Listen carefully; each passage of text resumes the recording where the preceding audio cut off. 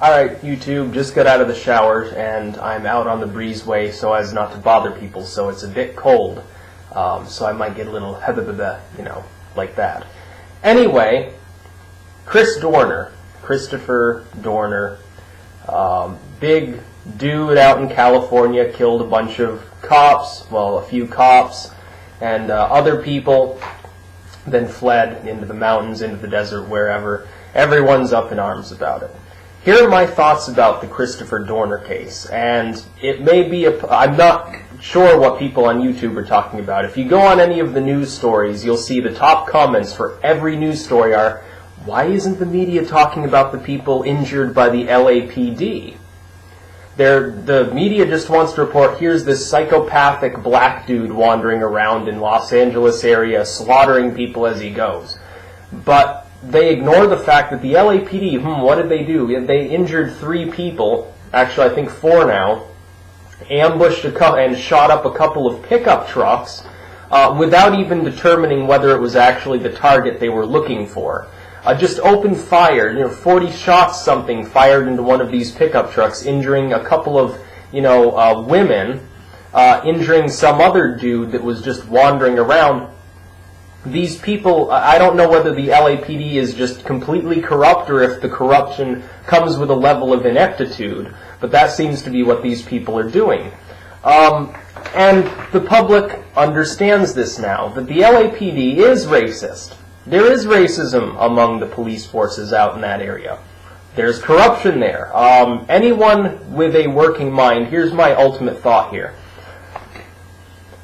Reasonable people who have rational, well-thought-out minds, who have the ability to reason to at least a rudimentary level, understand that the police in the United States, while they're definitely good police officers, they attempt to protect people, uphold the law, and so forth.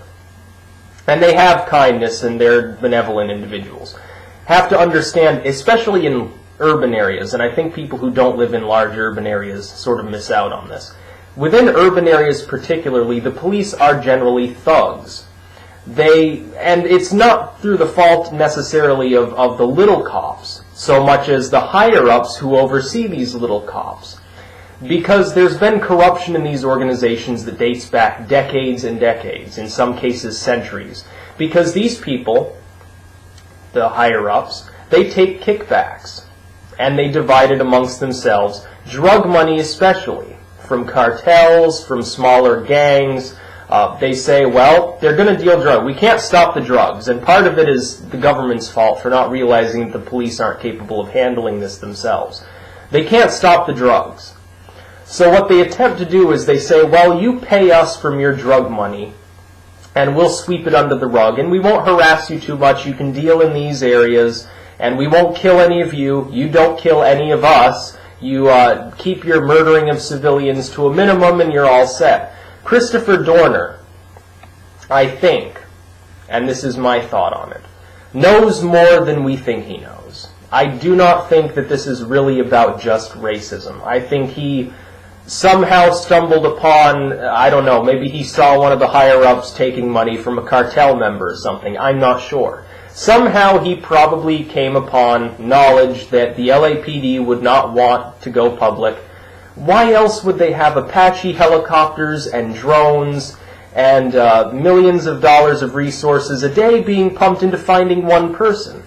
Do you honestly believe that they care enough about the people of Los Angeles who have been languishing in high crime for decades now? Do you really think they care about these people enough to mobilize that kind of resource base for the protection of the citizenry? No. Some of the small beat cops, they might actually care about the public. You're not going to find that with the higher-ups. And if you don't think that Dorner's claims are true, I hate to break it to you, yes, there's plenty of racism and bigotry within the LAPD, just as there is within any urban police force, and most smaller police forces as well. Most people understand this is the way police work. This is the way that it works and comes down. If the law system is good, because remember, police aren't there necessarily to protect you. They're there primarily to uphold the law and make sure that the citizens don't break the law. Unless someone's trying to kill you, it doesn't extend as far as protecting you. Most of the time, cops are busting potheads. That nonviolent drug offenses make up a very large proportion of the crimes that they go after. Who do you think has been lobbying the government to keep drugs illegal? It's primarily cops and jailers and the people who administrate them, and they have a lot of money because there are a lot of prisons in the country. Their job is to uphold the law, not to protect you. Therefore, if the laws are sound, if they make sense, if they're reasonable, if they're written in such a manner that the vast majority of the population won't break those laws, you have no problem. What do we have in this country? We have an antiquated drug law system that started in the 1920s, the Prohibition era, saying that you can't smoke weed, you can't use psychedelics even for spiritual purposes. You can have those mushrooms growing in your backyard, but if you eat one, you're going to prison for 5 years. You can't grow marijuana, you can't use it for herbal purposes, you can't do any of these things. There's a third of your crimes in the United States right there. If you get arrested, you get a 1 out of 3 chance that it was for something non-violent and drug-related. You've got an antiquated sex law system. You've got a system by which they're prosecuting hookers who, through no fault of their own, were, forced into the trade. They're prosecuting, and here's the ultimate kicker, they go after some 20-year-old who has a 15-year-old girlfriend. But if you've got a computer full of child pornography, they don't give a shit most of the time. And if you're raping your daughter, most of the time you won't get caught. There's your problem. We've got an outdated sex crime system. We've got an outdated system as far as self-defense goes. The system is out, except in Indiana. Props to Indiana for being the one state to actually take a stand on this. Did you know this? That unless you are in the state of Indiana, if a cop breaks into your home while uniformed and starts raping your wife and you beat him over the head with the shovel, you are the one who is going to get charged? It is actually illegal to defend yourself from a police officer physically in this country. That's actually illegal. Even if they are if they're drunk off their ass and start a fight, anyone who throws a punch at them gets in trouble. Yes, they'll get in trouble too, but you're going to jail anyway because you assaulted an officer of the law. You killed an officer of the law, whatever. Can you say police state, people? Can you say that there's a problem here? You can't even defend yourself against these individuals. California is looking more and more like a martial law situation. The cops they've got out there, they're not just regular beat cops with pistols. They've got fully armored individuals that look more like soldiers out there. They don't even look like SWAT team officers. They look like legit soldiers walking through the streets with assault rifles. And yet you have at the same time, well, they want to ban you from owning assault rifles. There's another problem. Well, we can stop all these problems by taking guns out of people's hands, but Dorner was on the LAPD. He was also a Navy SEAL. He had all sorts of weapons. What about military base areas? Well, let's say that some military person has PTSD and goes nuts.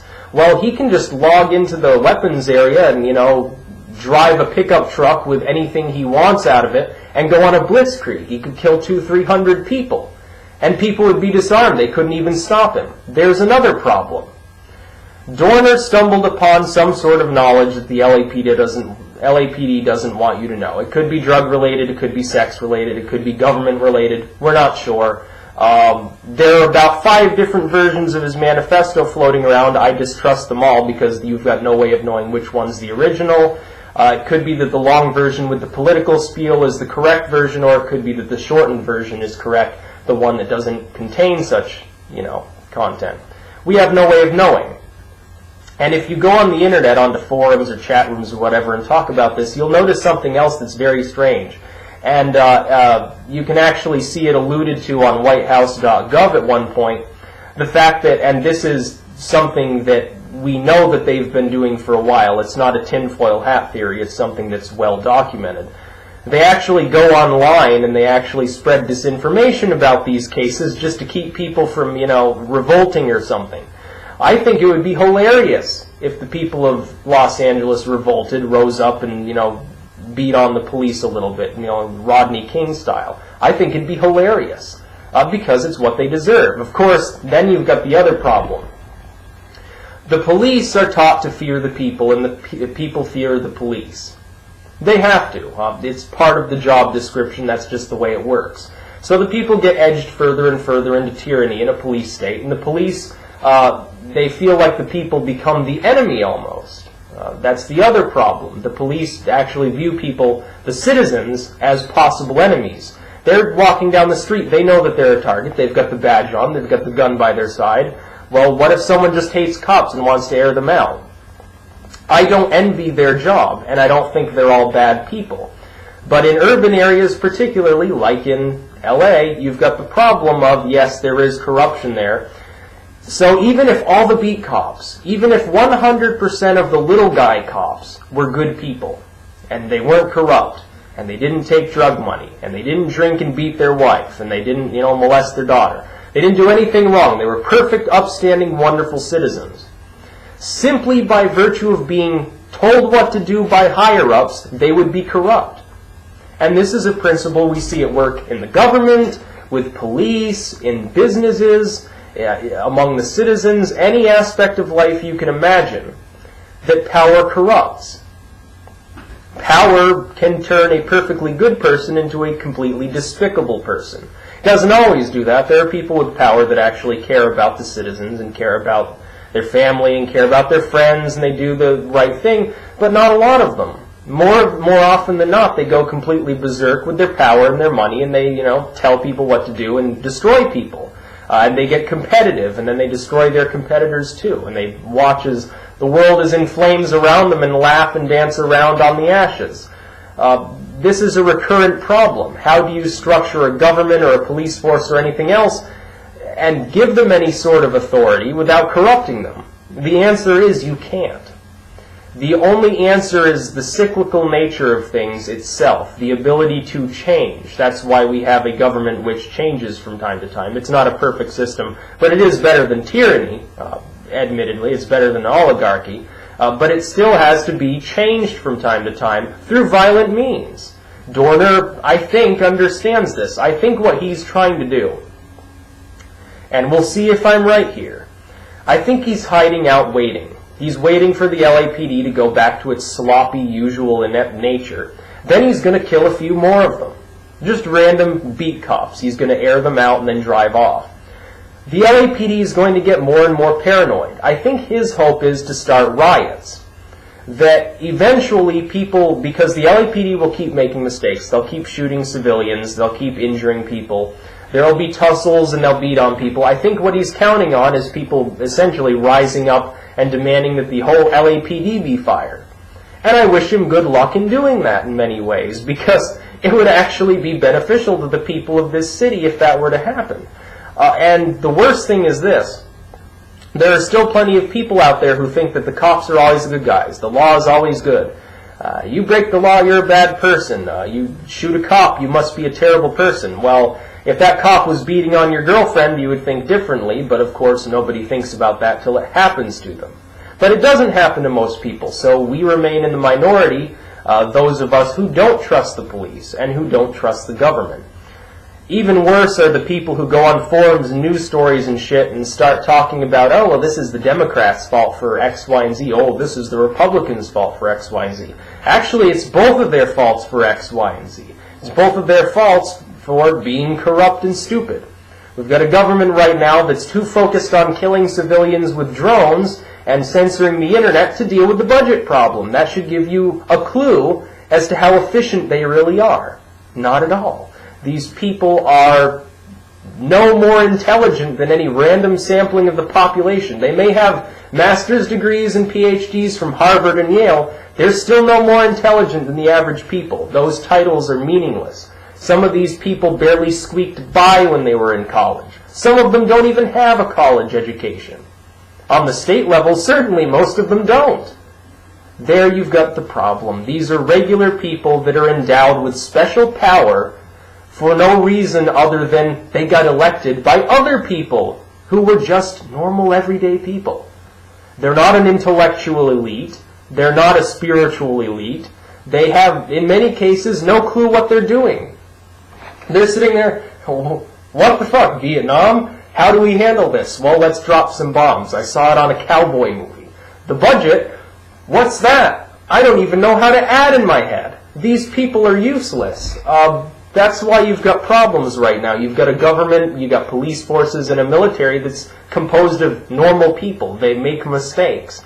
And it's no fault of their own. Nobody could do better, but they can at least try to be a little less corrupt than to sit around talking about let's censor the internet and Obama saying, well, let's kill citizens with drones now overseas.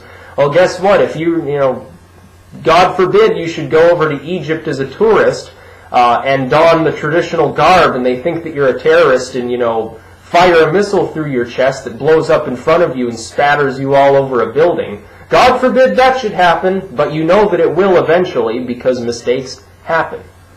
And kudos to Dorner for being the one person with the balls to actually go up against the LAPD and to talk about things like this. He gets respect. Yes, I respect him, despite the fact that he's killed people. Just as the average person respects the troops, whose sole purpose overseas is to kill people. Or the police, who kill bad people, supposedly. Or the government, who executes bad people, supposedly. You have all sorts of killing.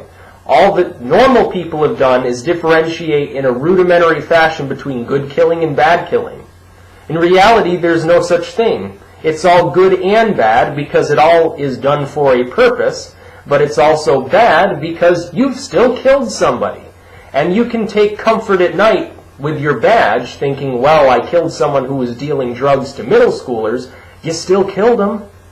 They still died in pain and went off to the void somewhere and stopped existing or went to hell. They're still dead. You can sleep soundly at night knowing that you were killing enemy combatants, but they're still dead. You can sleep, if you're Dorner, he can sleep soundly at night thinking that the people he killed were corrupt. He still killed them. That's the way the system works. Ultimately, nobody should be killing anybody else, and we should all live in harmony because we should be smart enough to get past these things, but that's utopian and doesn't work. Guess what? This is a dirty world filled with horror, disease, violence, and poverty. This is a terrible place to spend your physical existence. In general terms, there's enjoyment to be had, but you have to worry constantly about dying, and someday you will die. So Dorner is doing no differently than anyone would do under a stressful situation. Get fired by the LAPD, get honorably discharged from the Navy SEALs. Well, what am I supposed to do with my life? I got let go of because other people were stupid. I don't blame him. I don't think any reasonable person would blame him for what he's doing. And that's my thoughts on it, essentially. I got a little long-winded there, but it's an interesting and important issue. People have got to know, no, the cops aren't the good guys. Nobody's a good guy. You shouldn't trust anyone just because they have a badge or, they're allowed to carry an assault rifle around. Why the hell would you trust them? They're just average people. People are too simplistic to move on past this rudimentary definition of good and evil, thinking that badge marvelously makes them a wonderful person. Despite the fact that, guess what? They still grew up and got boo-boos and they have to go poo-poo and pee-pee just like any other normal person. So Dorner gets kudos, and while I can't say I support him killing people, I can certainly understand his reasoning. I think many of you can. Peace out.